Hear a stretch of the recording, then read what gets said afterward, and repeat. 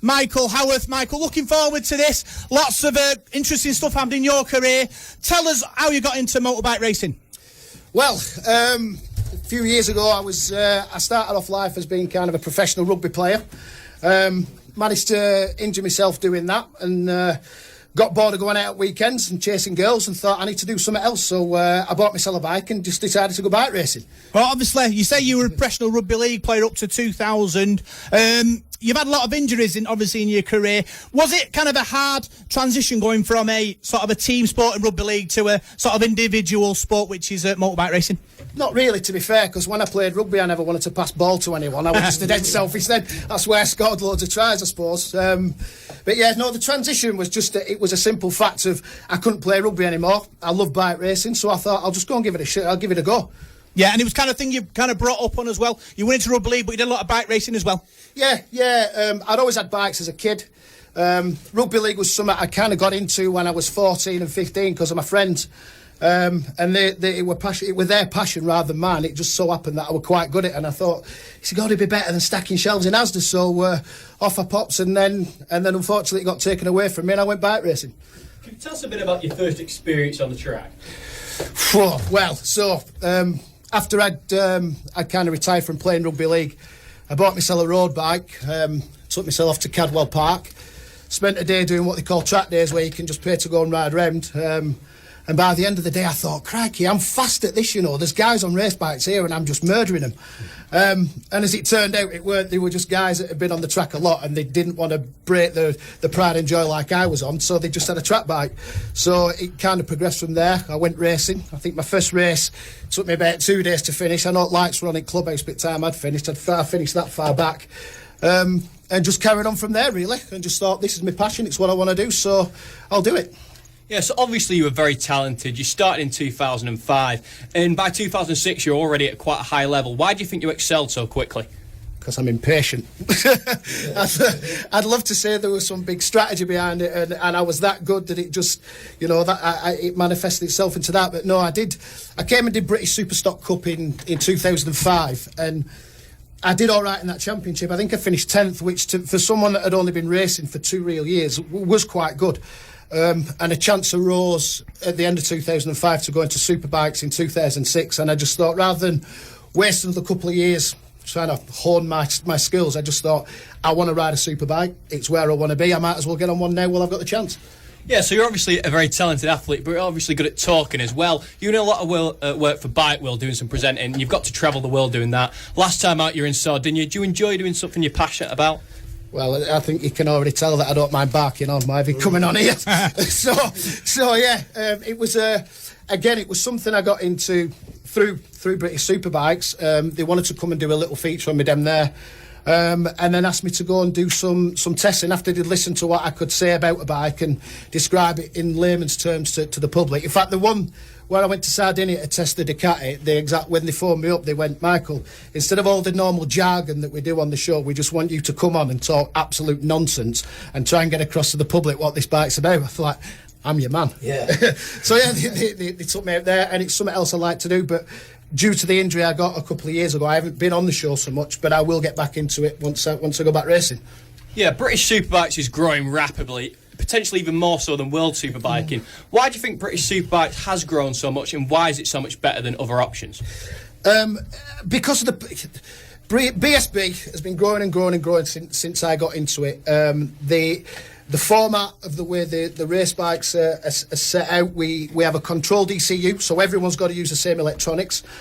For those people out there that know about car racing, it's quite easy to explain. An F1 car is like MotoGP. They're a prototype. You can't buy them bikes. A British Superbike is like touring cars, if you watch British touring cars on TV.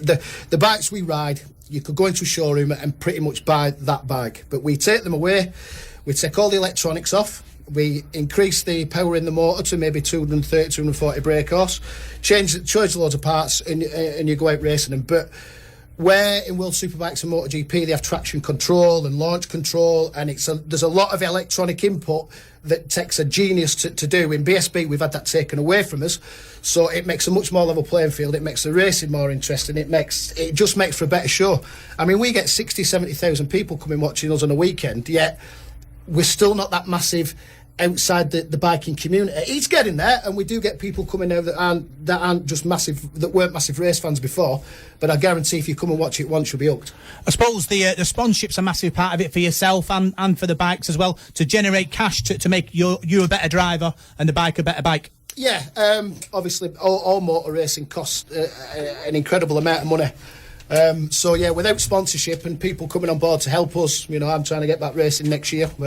So we'll get into that after we're going about my injuries. But yeah, without sponsors, you ain't going to go to British Superbikes and race at the top level. You could, if you had a rich mother and father, I suppose you could do super stocks, which is the kind of the tier just below. But yeah, no, it costs a lot of money, but the spectacle is worth it. Yeah, you've had a few obviously injuries in the past. Can you sort of name the worst ones you've got? Well, to start from the ground up. So I've broke both ankles one time or another. I've done my right tib fib. I've done my right femur twice. Broke my right arm once. What else? Oh, snapped my hip. That's the injury that's keeping me out now. Broke both shoulders. Broke my back 4 times. Broke my neck once. Had a few bangs to head. That's why I'm a bit simple. And then other bits and bobs that have just broke. So yeah, I've had my running like. Obviously, because you snapped your leg playing for Wigan, wasn't it, back in 2004? No, it was playing for Todd. I'd been told I was going to Wigan and I was going to be playing for them the year after. And obviously that never happened because I snapped my leg, so I just walked away from the sport as such then. And then that kind of started like a bit of a theme with obviously like your career throughout rugby and then onto the bikes. Do you think it was like not a blessing, but on not to sound corny, but a bit of fate, a bit of destiny to find your calling off the rugby pitch and onto the bikes? Maybe. I'm not one of these big believers in fate as such, but it definitely, once the rugby thing had been taken away from me because I just wasn't able to compete in the way that I wanted, and rugby was never my passion. It was like, it's now or never. We're going to do this bike racing now. Well, we're still young enough, we've got time, or we don't. So I bit the bullet and went for it. Yeah. When was it the superbikes that you wanted to go for straight away? Yeah, I mean, even at that time, I knew that I was too old really to kind of progress for World Superbikes or MotoGP, but it didn't really interest me. I'm quite happy being a home bird. If I go abroad, yes, I do it with Bike World for that, but if I go abroad, I want to kind of travel and sit on a beach. I don't really want to go racing. It never really interested me that much.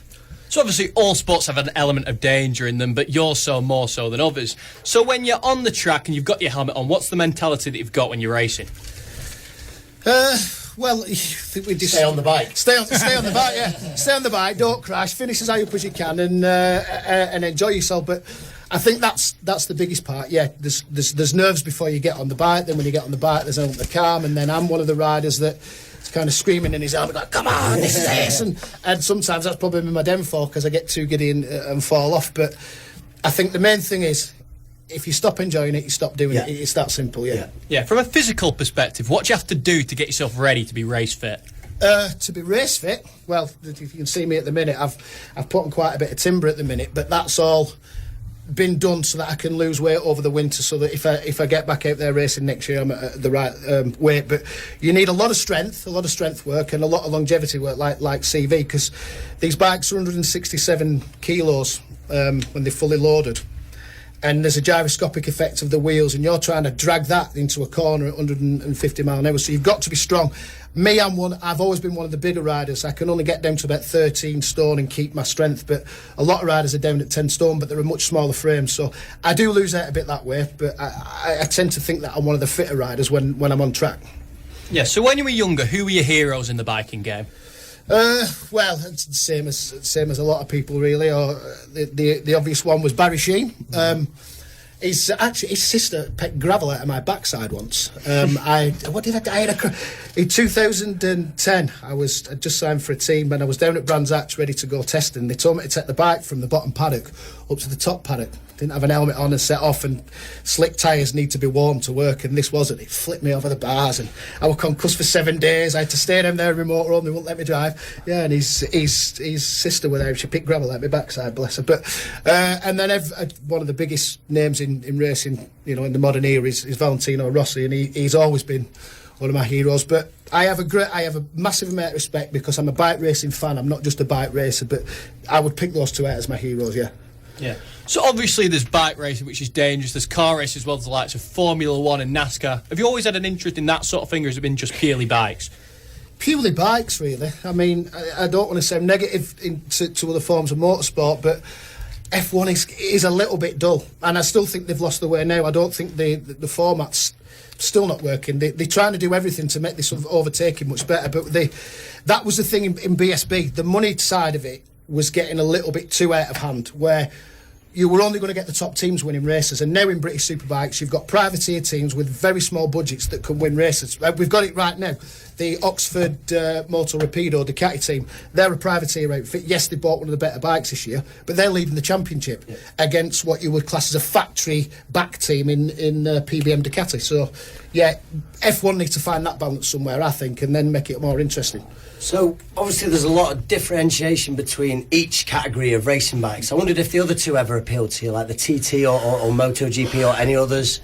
Well, if I'd have been young enough, then obviously you want to try and make the pinnacle of sport, which is MotoGP, but that was never an option. And I did want to do the TT, but I kind of messed around about it too. If you go to the TT, you want everything to be right, because it's so dangerous.